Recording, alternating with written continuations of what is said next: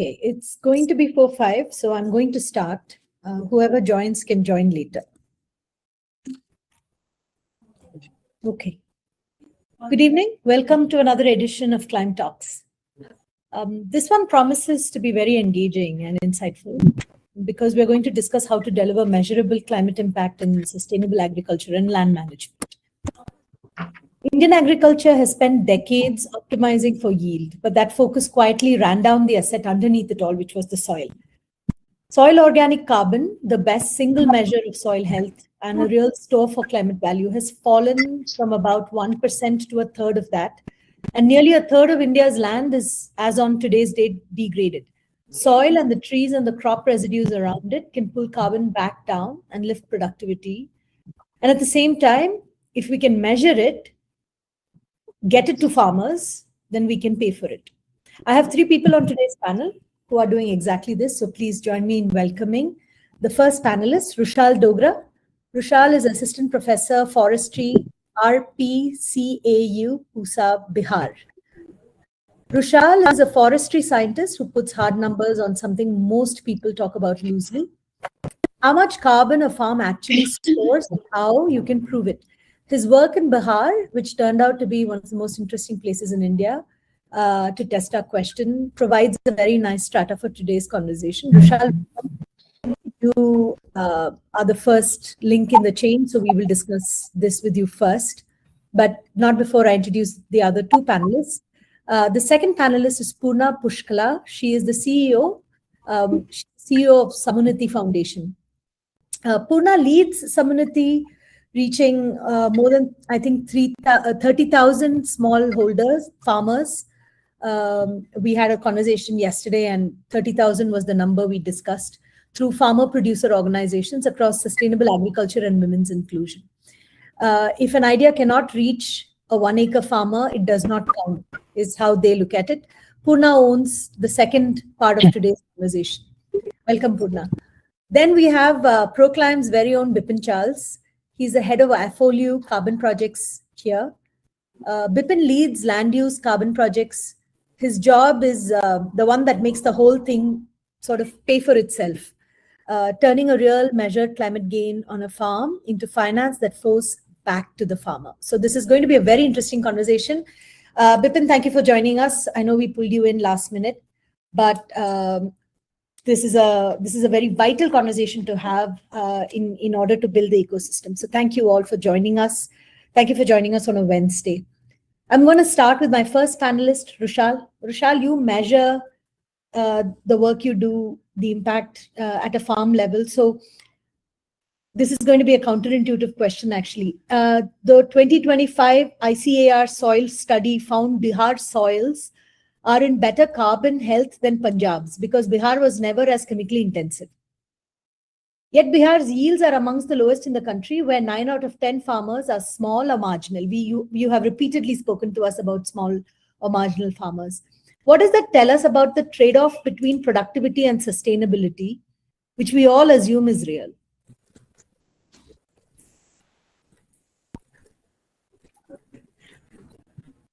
Good afternoon, all.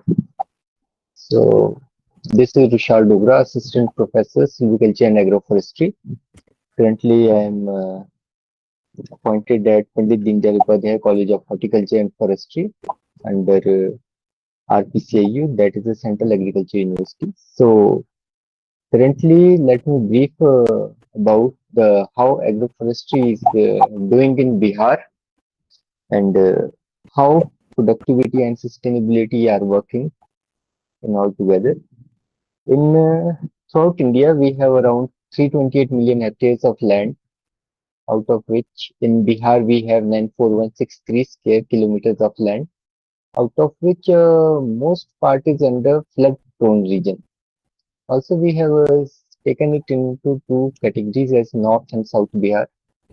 And if speaking about the tree components here, we have approximately around 8% of the total geographical area under tree, around which 7.76% is as a forest cover and about 2.1% is a tree cover. So in this state, we have a quite high avenue of tree plantation if we can channelize our efforts toward that. Because when we speak about the agroforestry, as we generally take the examples of quite good journals like Nature, it has stated that in US they had given a study that the carbon fixation is around 75 to 150 tons per hectare. That much carbon is quite enough when you are taking an example of agroforestry. Because when we take trees, for example, a teak tree, if you are how we quantify the amount of wood that we are getting out of it, we take it in a cubic meters. 1 cubic meter is a very high amount of wood that we can harvest from a tree. And getting that much of wood, it requires around 80 to 100 years. And that much we cannot get from a single tree. And in that way, getting that much high amount of carbon is a very good benefit to the mankind. And if we can channelize the tree, our these without tree lands towards the tree cover, we can get a more benefit from it. And if we speak about the soil qualities, although I don't generally know the statistics of Punjab and Bihar altogether, but if I see the Bihar perspective, although flood has a negative benefits, but flood has a positive benefit also. Flood carries with it the soils from the mountains. That soil is particularly rich in the organic matter. Whenever the water goes out from a particular place, there is sedimentation of that soils, and that is bringing a kind of good soil to the plain regions, and that will make a soil a kind of rejuvenation. Although it's not good in a frequent way, but somehow if you are getting floods, you are getting good soil. Also, it is taken, there are multiple factors by which we say that productivity is getting enhanced in the soil. As there was also research recently I came through that the Amazon forests are getting phosphorus supply from the desert. The desert wind that are flowing towards the Amazon forest that are keeping those forests alive. Similar kind of things we need to study in order to get into this soil organic carbon and all. Also, the measurement of soil organic carbon, if we see, we have a general kind of perception that if we see between two kinds of system, agriculture and tree-based system, you will somehow definitely find more organic carbon in under tree-based system, because there is a kind of trade-off from the falling leaves debris. But when we compare it with the grassland, you will find more organic carbon in the grassland. But tree-based system and agriculture, a general perception how much we had done in our research that we get more carbon under tree-based systems. That is how tree help us to improve the condition of the soil. Also, there are some condition under which soil is damaged by the big leaf trees. As in peak, there is a condition that when there is more monsoon or there is a heavy wind, these leaves try to intermingle with each other and they make a kind of net, and the water gets stored in that, and when that water will fall off, it will lead to soil erosion due to the splash effect. In this way, we have multiple ways by which we can see that somehow tree-based systems are protecting the ecosystem. And also there is not in perspective of the Bihar, but if you go to the northern India, you will find along the altitude there is a different kind of gradient in the soil organic carbon dynamics. Ground to the top side, you will see high rise in the organic matter, but soil organic carbon will be less because although duff layer is more there, but the processes to decompose that is limited due to the temperature conditions. In those conditions, you will have more organic matter, but a bit less organic carbon if you are taking the contemporary to this. And Thank you, Rushal. That was an interesting opening. I'm going to move to Purna to ask you a bit about FPOs because you work with 30,000 plus FPO small holding farmers. What do you see breaking first when you and I'm pulling a little away from the forest conversation because I think the FPO conversation is an important one, and the economics that drive the FPO. What breaks first? Is it the economics? Is it logistics, or is it trust? What breaks first? Yeah, hi everyone, and very interesting question for that. Thank you for that. So just to kind of set context on where Samunati comes from, we work across the value chain with a mission to make markets work for smallholder farmers, and everything that we do revolves around how do we make it work for the smallholder farmer. Be it through a farmer collective, be it through an aggregator, be it through an anchor. We believe that whatever we do, it has to kind of enable the smallholder farmer to operate better than the day before, right? So the fundamental thing is, of course, economics. While there may be trust, there may not be trust, but if the economics doesn't speak and if it is not convincing, then definitely trust, logistics, and all of that is lost, right? So in a way, I would say we should start with economics, and that is what we do at Samunati. Whenever we take a new initiative on ground, we look at how does it translate as unit level economics. Is this viable at a smallholder farmer level? What role can the FPO play in taking this to scale? So the most important element when we talk about any new practice is what is it going to result in? Some things are just going to build resilience over time, but then that over time will come with a cost, which is a hidden opportunity cost, or not visible to the eye, but it is because I have set aside a portion of the land. It is because I'll have to start something new, which will take probably 1 month extra, 3 months extra kind of an approach. But most importantly, going back to your original question, the economics first and trust follows very closely. In fact, they reinforce each other, because without trust, you can't even look at the underlying economics, and without the economics, trust won't get built. But once the economics kind of is figured out and we know that it is viable in the hands of a smallholder farmer, trust is the one thing that will keep it going. And largely when we see how much ever we do training programs, how much ever an expert comes and speaks to them, they will look at that one model farmer, one progressive farmer in their village who's a champion. They'll say, has this person done this? Right? In the past, we have seen literature after literature where it says farmers learn among themselves better. How much ever you run classroom sessions, you still need that first person who makes that move to adopt it, and then it picks up gradually. So that is where trust becomes fundamental, and that brings in the multiplier effect that we need. So not just the economics has to make sense, but for a research to truly translate it to action, we also need champion farmers who will be the trust builders of any kind of a new practice.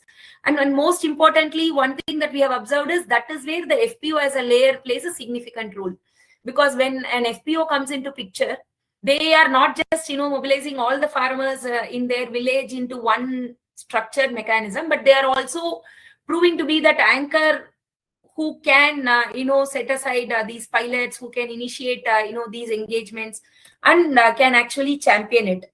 So typically, FPOs kind of play a very, very significant role in ensuring that there is a good peer learning, and they own the demonstration, and one of the BODs, one of their own staff becomes the champion in demonstrating that this is how it can scale up, this is how it is viable, and this is what will make it work.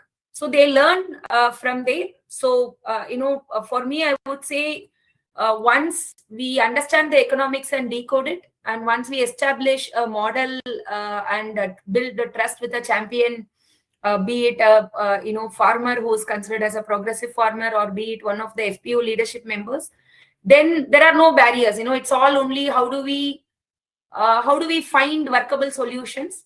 So logistics and rest of the stuff are technically a no-brainer once these two are established. That's awesome. How do you see the role of women? Because you have a big focus on women's inclusion in the FPOs and sustainable agriculture. Does climate practice reach women farmers differently? And what does the sector keep getting wrong in that aspect from your experience and observation? See, one fundamental thing is even today, most of our training programs are, you will see that respondents or participants are largely male. But then, the people who will actually implement it on ground will be women. So there is a fundamental dichotomy between who's attending the training program versus who's actually implementing those practices on ground. And, there are systemic deficiencies as well, which will actually ask for land holding, land ownership, and all of that. And fundamentally, especially in a country as fragmented as India, we are still a long way to go in terms of women owning lands. It's been a traditionally male-dominated world, and, most of the women end up being a landless laborer in their own land by extension, but typically they may not own anything, right? And, we have heard examples after examples where programs are conducted, farmers attend, but then the participants do not really kind of take it back. It will have to be the women on the ground who is doing it. So from that perspective, I think the fundamental mistake that we keep doing is that we keep it very, very unintentionally non-inclusive. It is unintentional because we look at farmers are all the same. While that is nice from a gender neutrality perspective, women farmers do need specific attention. See, the one example that we can draw in terms of success is credit. When you look at the success of credit, especially the SHGs and the microfinance where the groups have come into play, the women groups have always performed better. So that same thing needs to come into climate practice also. Today, the way finance, now you look at any kind of a lender, they will want women borrowers because they know they are diligent, their repayment track is better. So somewhere, the climate world, the sustainability world should also kind of think we should intentionally target women farmers. Currently, they are unintentionally excluding them. So we should intentionally focus them.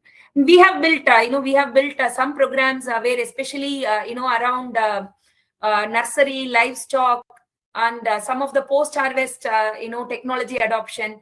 We have done pilots with women, and we have seen that when we target it at women, they have succeeded very well.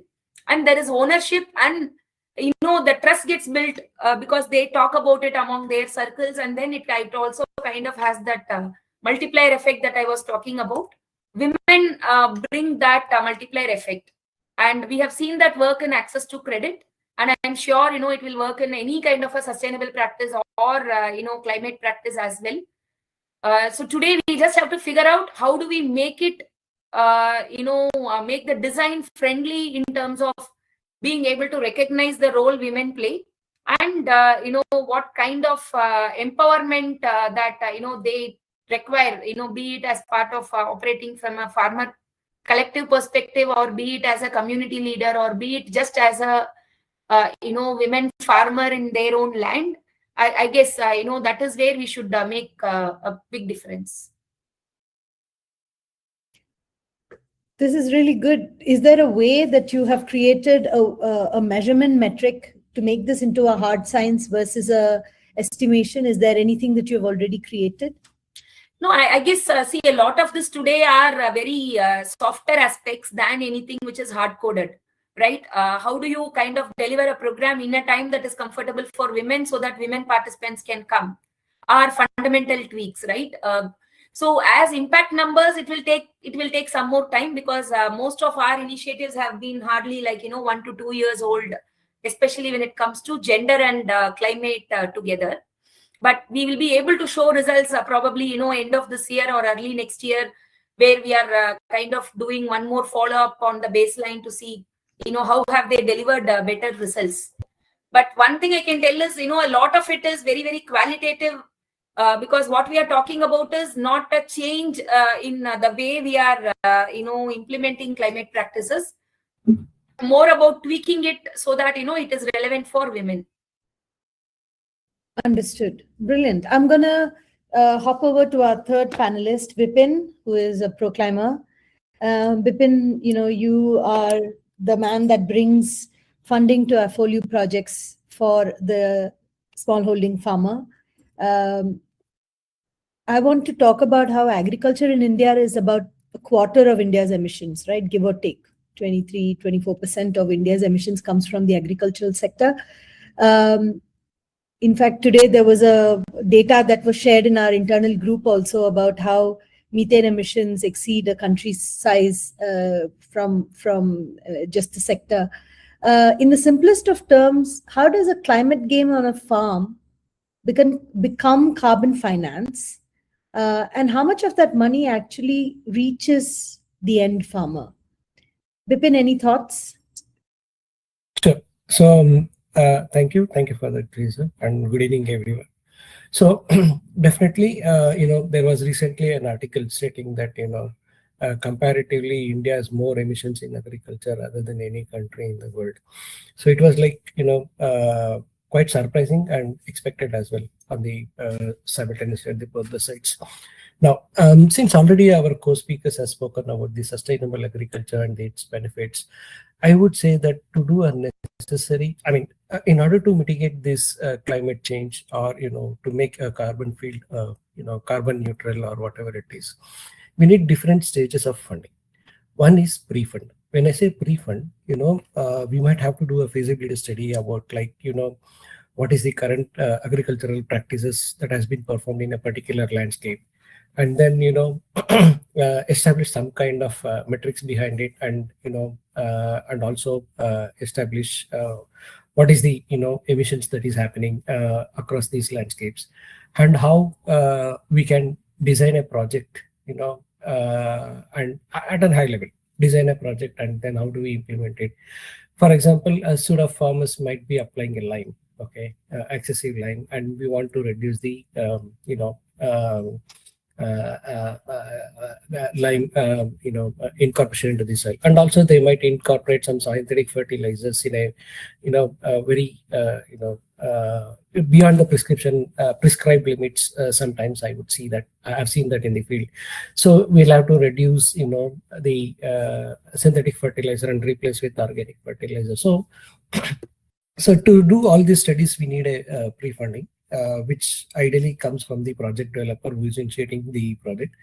The second stage of funding is establishing free prior informed consent with the farmers, which is a transparent mechanism wherein we say that this is what is your agricultural practices and this is where we want to take you to. For example, it can be organic farming, or it can be an AWD with a direct seeding technology, or avoid crop burning and doing mulching, developing their own organic fertilizer and incorporating into the soil. So these kind of things we agree with them, and also enhance their SOC, or the income levels, by introducing fruit trees into their lands as an agroforestry model. So for these things we need a second round of funding, and the third round of funding what we need is for the maintenance of this project. All these carbon projects are approximately minimum 40 years old, or it can be 60 years, 80 years, or 100 years. So minimum, we consider 40 years in Proclaim, because that makes more sense rather than 60-year or 80-year funding. So in order to keep up with that, once we develop this project or implement this project through the communities, already Purna was saying that women farmers are more result oriented than a male farmer. Yes, I do have seen that in my own experiences, especially in the Karnataka itself. I'm not saying that men are too bad, but comparatively, women stays in one place and works a lot. So that is the reason the result has been more. And the male farmers are usually pulled in for several other projects as well through government and other things. Yeah, that is there always. So then once we start implemented these sustainable activities, we reduce or remove certain carbon. So for that carbon removal or reduction of 1 ton of carbon dioxide, we get 1 carbon credit out of it. 1 carbon credit are sold in the international market. Okay, so it can vary from a couple of dollars to up to like $14-15 depending upon the complexity of the project, incorporating number of activities, the scale, and the impact, the country as well. So all these things, it depends. Now, once we do this, right from the 5th year onwards, we depend on the carbon funding up to 40 years, and then we pay back. When we are generating these funds, we don't take up any CSR funds or something like that. We are not supposed to do that. So there are specialized instruments available in the global markets where people will invest, and they can borrow funds from there, for example, equity. Then the second is you have a developers or an investors especially meant for this. You retrieve funding from them after much juggling around with them, and agree for a percentage sharing basis out of the carbon credits. And then probably, or it is your own fund. Okay, so the first 2 stages of funding is done like this. Then the final stages, as I mentioned, it is carbon credit funding, wherein you do your validation and verification by a third party auditor, and then prove that you have done on the ground, and you register the project, and then you get the carbon credit issued in your name and sell the credits in the market. Either it can be over the counter or through the exchanges, or it can be a direct contact or whatever it is, depending upon the buyer and seller intentions. So when it comes to split, I would say that the 15 to 25% of the funds goes to registry activities. For example, registry account opening, yearly maintenance fee, annual maintenance fee, then registration fee, request for review fee, listing fee. There are so many other fees that are these registries are charging us, and that goes there. Basically the administrative charges on managing the carbon credit. Yeah, correct, that's right. And then there is an issuance fees also. Per 1 carbon credit issued, we have to pay 0.23 cents to the registry. So after issuing and after we get the payment, so roughly around 25% is going to the administrative purpose. Then for the investor, about 20 to 30%, I would say, goes to the investor, because he has already invested the money, and we'll have to give it back to him. Then 5 to 10% goes to a local aggregator. For example, it can be an FPO or an NGO or some other organization who is supporting the implementation of the fund, implementation of the project and other things.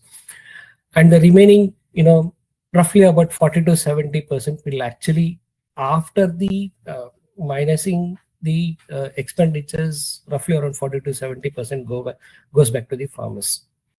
Apart from that, funding, farmer will have an access to, for example, if it is an organic agriculture, farmer will have an access to, premium sales or a premium price in the market. For example, if I'm buying a rice for 70 rupees, the organic rice would cost about 140 to 150 rupees. That goes back even to the farmers, and then some money through the sales of fruits and other things will go back to farmer, and naturally there will be benefit of improvement in the soil health and environment, and that the joy that brings to the farmer in the end would be you cannot really value in terms of money. So whenever I visited this field, normally the farmers first things they complain is that, sir, I'm using synthetic fertilizer, I'm not happy. The reason is because his land is getting harder, soil is getting harder. He need to invest more money, and he is not sure whether the yield is guaranteed or not. So these are the common things. Even the farmers are aware, but they're forced to do because of the demand in the market. So this is what I've seen in my career when implementing the carbon projects. Let me know if you have any questions. Take it. No, this is, I think it gives us a really good point to get into the next section. Thank you, Bipin. That was really helpful. What I'm hearing from all three of you is that while on the nose of it, it's easy to agree that sustainable agriculture is good. It's actually harder to prove it, to fund it, and to make it reach the smallholding farmer that we are actually, all of us are working for.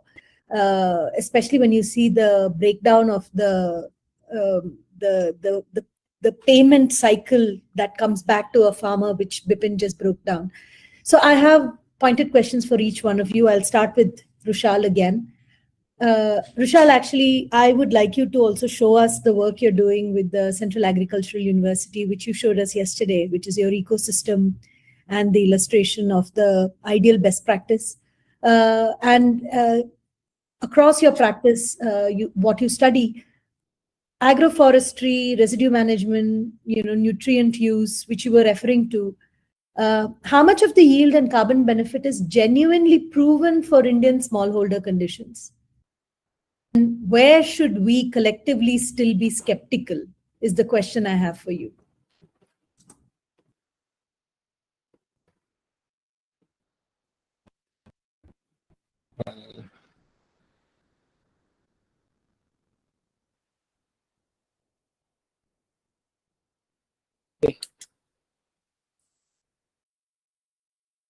Can you repeat the question?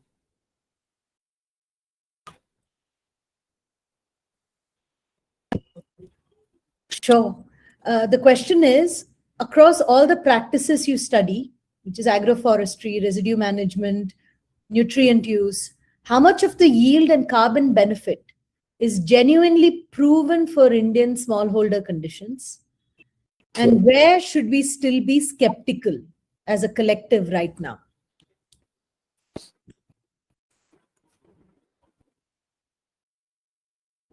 So currently, how much we had studied or how much we had done research, it mainly depends upon the tree-based component that you are using, firstly, because if main motive of the farmer just going for the fodder yield, there the tree dynamics is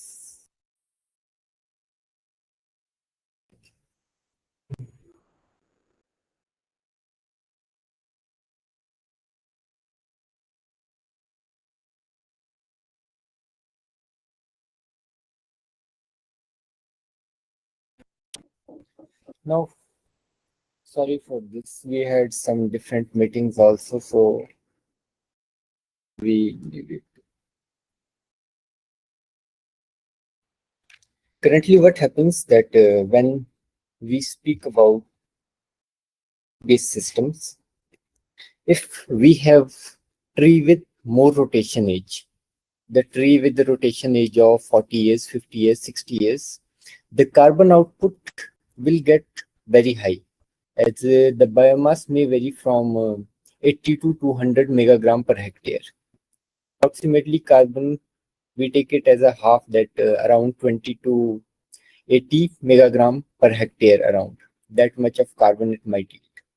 But if we speak about the fodder trees, that if the farmer is getting it out for the fodder, then the carbon, because the tree architecture is a bit smaller, in that case the carbon as well as the biomass output decreases, because in some studies, specifically in Himalayas, studies have reported that around 8 to 25 megagram per hectare yield of the fodder trees. Somehow someone has reported around 50 to 70 megagram per hectare of biomass, that in carbon coming around 20 to 50 megagram per hectare of carbon output from it. And also, if we speak about high value tree species, as somehow people are now growing teak, mahogany, or somewhat like of trees, that trees people are raising on their farmland, specifically on the burns or on the terrace farming.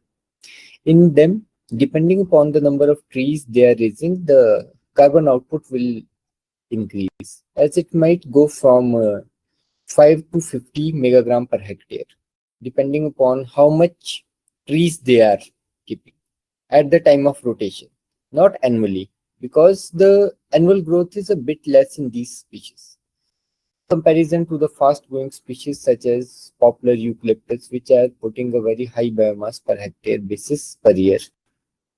Also, depending upon the availability of water and other conditions, things vary.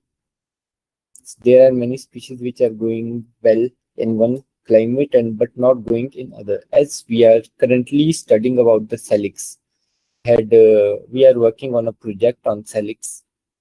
The salix is quite good doing in J&K, but we are trying to see how it is going in the Bihar condition, because we have a plenty of water and that is one of a prime requirement for salix. The climate is a threshold with us because salix require a kind of chilling environment also.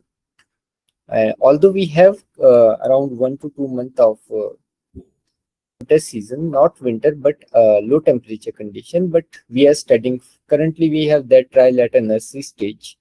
It has got around 1 year old, and up to now, the growth is quite good because we have a general perception that with increase in temperature, the growth will surely increase to a certain point.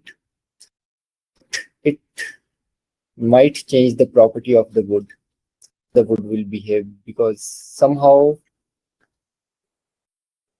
we are speaking just in terms of carbon, it might get increased. But in case of high value timber species, we have some different objectives. Beside carbon, we are more focused on how the wood properties are changing, because slow growing trees always have a better wood quality compared to the fast growing ones. That is why we are not capable to cope with the demand for these high value timber species as teak, devdar. Demand for them is increasing, although there are multiple fast growing species. So, but when we speak of the tree based systems, as in my presentation, we have spoke about that how purely agriculture in the first slide is benefited, and how keep it on first slide. Just in the first slide, we had made a comprehensive model where we just has a pure agriculture setup. We have multiple cropping systems. Farmer is rearing the livestock, but in this system we are lacking the trees. As tree act as a safety net against the crop failure, because at least we have one component that will at least give the fodder supplies to the farmer along with the fuel wood or the small wood that is required in the agriculture farm implement. Under the second slide, we try to integrate tree systems in this. Once we integrate the tree integration, here you can see that we are handling multiple things altogether. Taking from the left side, where you might see 3 elephants, and there's a bamboo area that is acting as a wild life fence. Also, bamboo are we call it as a poor man's timber because it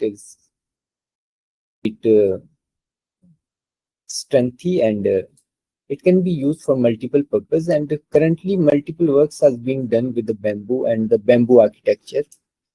The multiple benefits associated with it, along with its fast growth and easy availability. Also, it is being excluded from the tree category in order to have it free felling under National Agroforestry Policy 2014.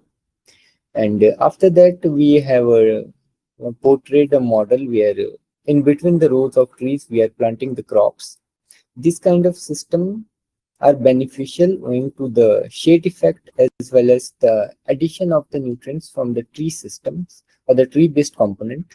As most of the research, how much we have done and published, we have stated that we have found that under tree based system, the overall yield of the component is quite high. Not if we speak of the singular component as the crop, you might see that the yield has decreased. But when we see the yield as an overall system, then you will find that the overall system yield is much more higher as compared to the monocropping system.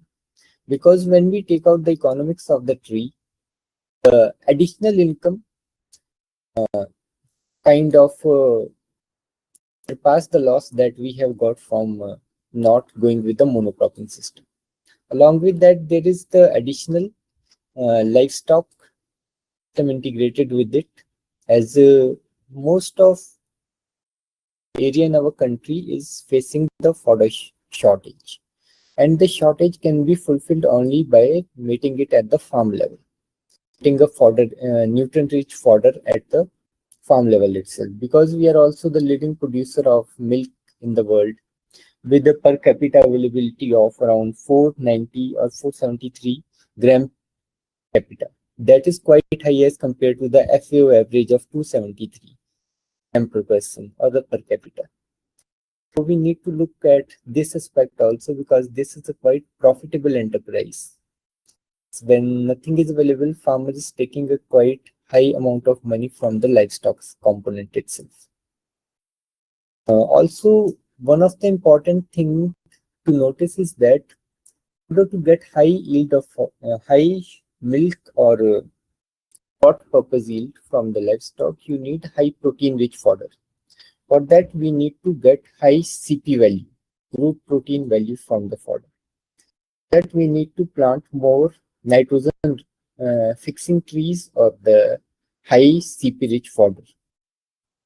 Those trees will also act as a shade, because under shade most of the things are doing better in comparison, unless until there is the area that the crop is demanding light specifically.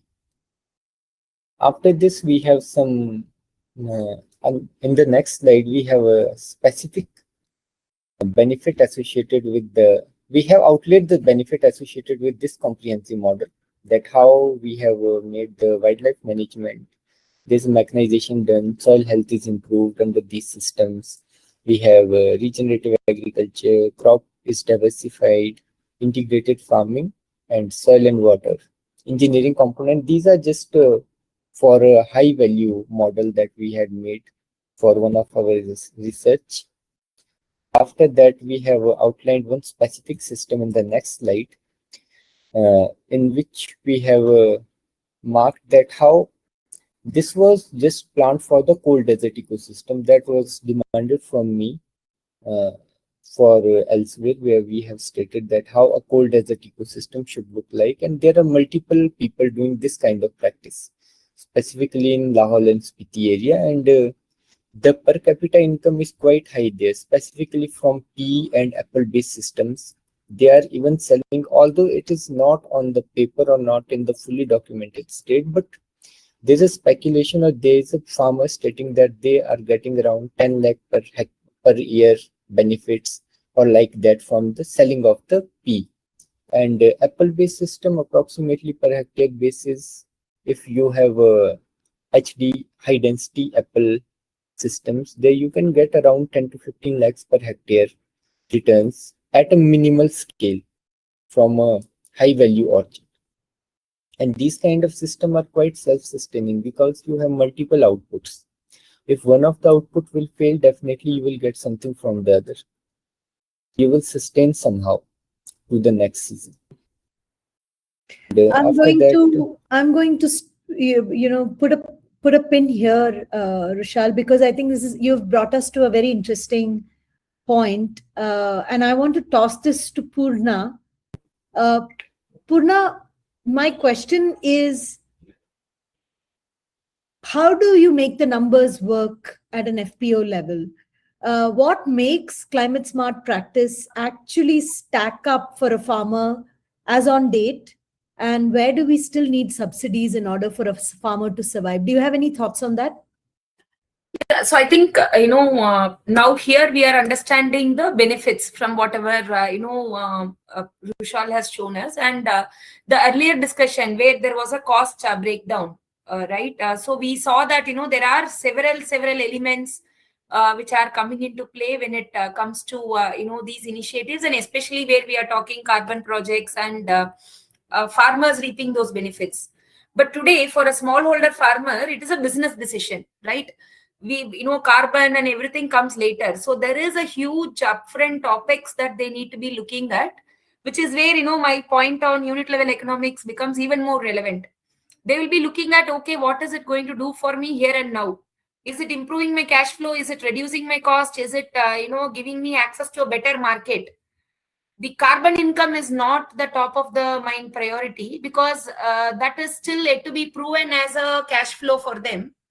And there is still an element of cost that gets passed on to the smallholder farmer, and we expect them to absorb it, right? And that is where I think, there will have to be a transition support. And the transition support can happen through, we spoke about the possibilities yesterday as blended finance. So I would say that is where, a philanthropic capital or a concessional capital or the subsidies and all of that come into play. Because today, in the hands of the farmer, while, for the project implementation, consolidation, aggregation, FPOs can play a role. Even the FPOs cannot protect the income of a farmer or, guarantee that, this will be the kind of, income protection that can be offered. Right. So for me, I think that is where, these subsidization measures come into play. And all of these need not be grants. These need not be, just, a giveaway, but these are supposed to kind of, help them navigate a project. And especially if you're talking about, the scientific approach where they are letting go of a small part of their land, which can effectively be used for a crop. And now we are saying, use it for agroforestry. We are also talking about, the support that they need for that longer period.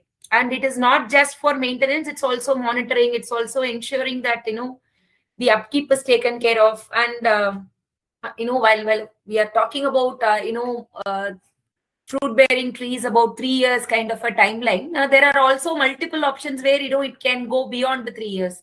It can actually be a 3 to 7 year period, right? And for it to become a truly validatable and verifiable carbon project, the amount of monitoring that needs to happen during this period, that is also a significant cost. So for that, today, I don't think our FPOs are ready.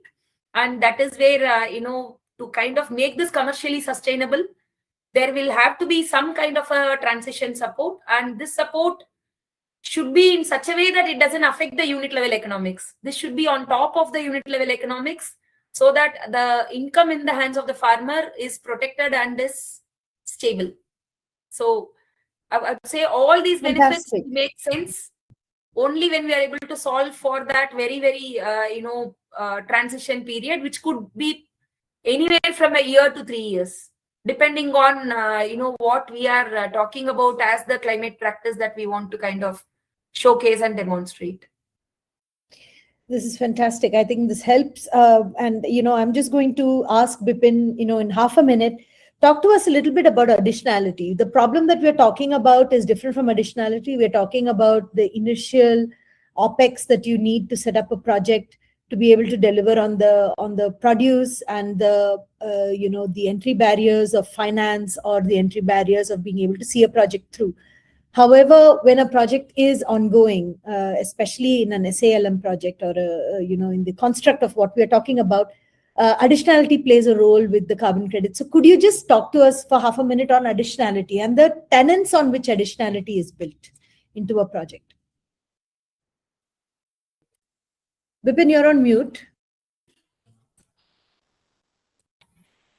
Thank you. It's a very good question, and of course interesting as well. When it comes to additionality, which means that a project has to prove that this project is not going to happen without the carbon funding. Okay, so that is additionality.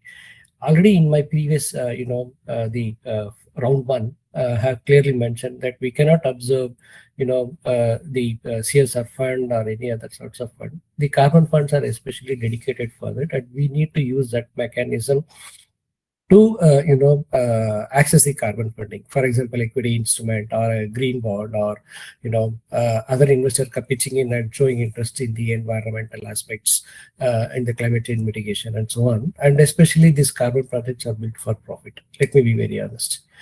Now, if you, again, not only this funding, again, the institutional access, the knowledge access, or the market linkage to the farmers, these are all very essentials to to bring in the additionality.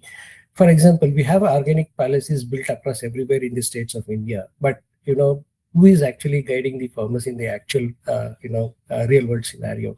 Only the carbon projects at this point in time are continuously focusing on the signed up farmers, and they are working on.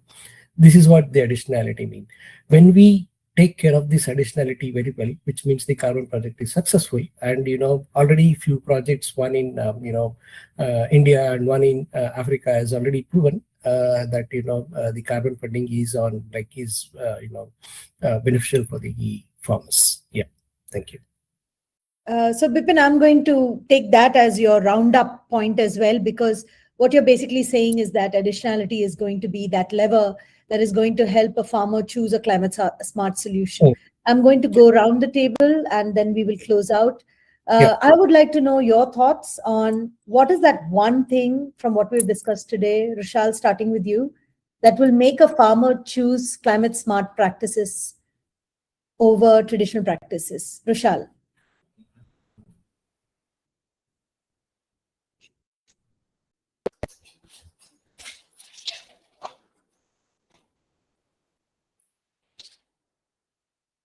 Will make a farmer choose climate smart practices over traditional farming practices?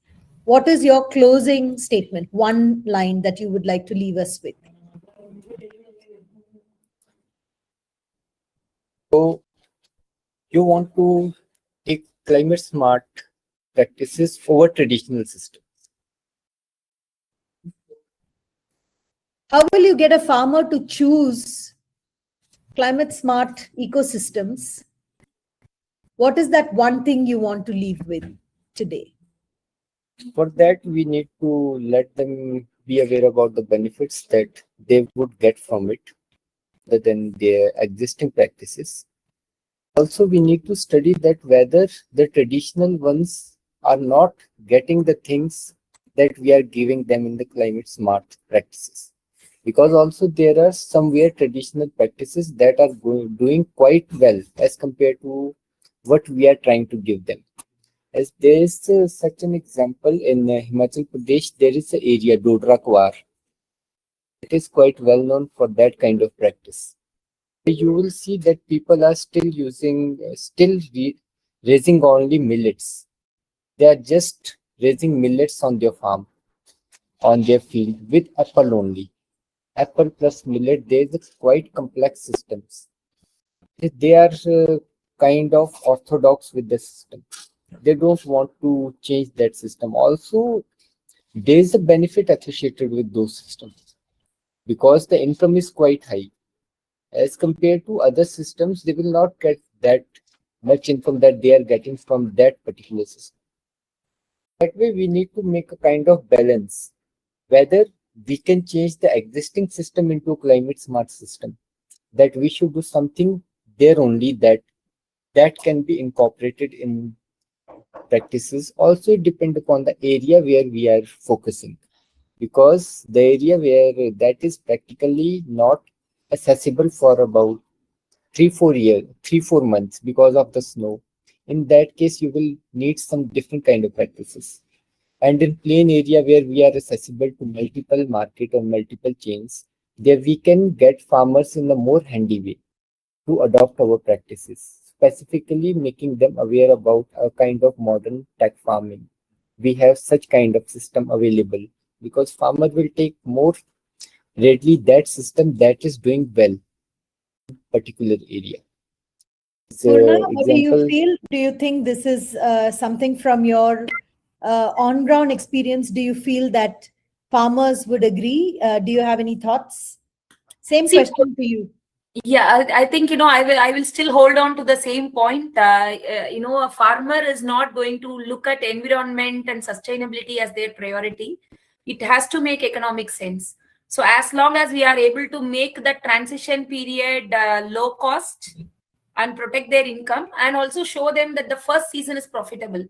All the success stories that we are saying, as long as we demonstrate that the first season is profitable, definitely a smallholder farmer, can scale this up in a much faster way than, all of our organizations combined and multiple measures combined, because that builds the fundamental layer of, trust that we are talking about. So for us, for me, I would like to say that, for us to truly scale this and make this a workable situation, it has to become an economical proposition and a value addition where they see that it makes good business sense for me as a farmer. So fantastic. I think after this call, Rushal, Bipin, and Purna, maybe we should pick up a project that is on ground live and see how we can apply this thinking, because all three of you, brilliant work. Thank you so much for your work to be able to help the smallholder farmer unlock their yield, their potential to de-risk their operations and to bring prosperity through and for the land that they're working on. I think it is a very, very noble mission. So thank you for your work. We will sign off for today. We don't have any questions. We will sign off for today, and I will see you again on the next episode of Climb Talks. I'm Teresa Ronnie. I never introduced myself. I head brand and marketing at ProClimb. This has been a good treat. Thank you so much for your time, all of you. Thank you, and have a nice day. Thank you, Teresa, and thank you, Raushal and Purna for your time. So, Thank you so much. Bye-bye. Take care. Thank you. Have a nice day all. Have a nice evening.